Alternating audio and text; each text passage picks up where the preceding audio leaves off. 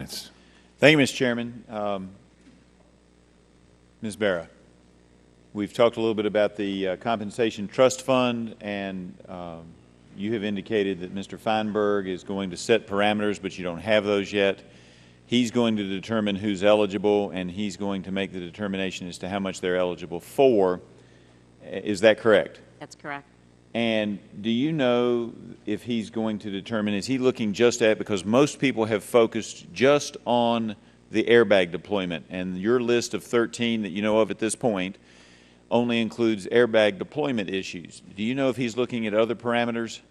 We have told him that we want to make sure anybody who suffered harm, either lost a loved one or suffered serious physical injury because of the defect with the ignition switch, that they should be a part of the program.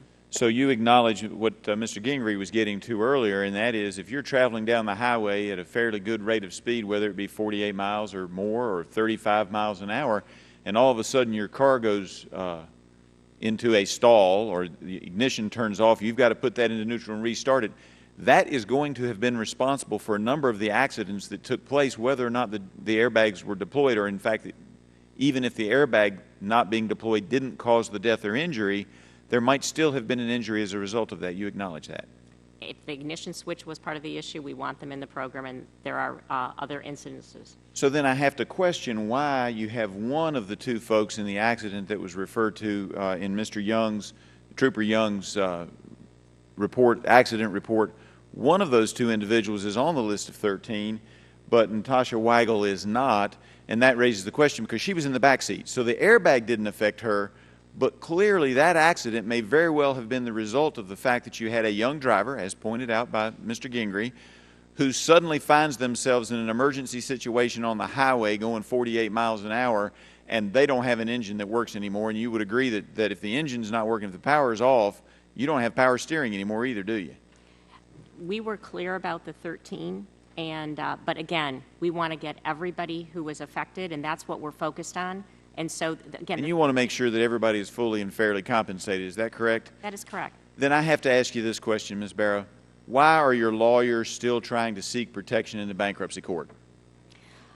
We are not going to revisit those decisions. I think what we're doing is going above and beyond with this compensation program to get to the people. This was a unique series of mistakes that was made over a long period of time, and we feel it's the right thing to do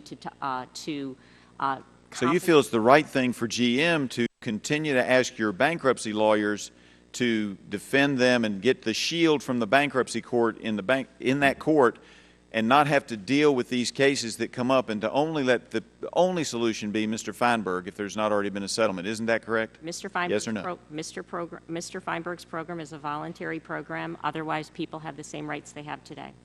They have the same rights, but you're trying to block those rights in the bankruptcy court, yes or no? Our intent is to do a compensation program, is to do the right thing for these individuals. But you're not instructing your lawyers to back off of their claims in the bankruptcy court, that you want to be shielded in the bankruptcy court from any claims that these outside parties might bring. So if Mr. Feinberg's parameters don't fit, but a competent court might find that they should fit, not going to matter to you because you got the bankruptcy protection. I'll move on to another question. I'm concerned a little bit about the fact that your legal department didn't pick this up. And I want to know, were any of the lawyers fired for not being diligent? I have stated that there were 4 different functions in which individuals were fired at all levels of the company, legal being one of them, engineering, quality, and public policy. Okay. Because it did concern me that that Trooper Young's report was sitting in the GM files in the legal department for a period of about 6 years, and only one person opened the file during that time period, and that was a legal assistant.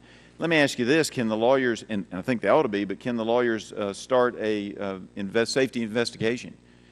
Anyone in the company can raise a safety issue. We want them to, and they're more than able to do that.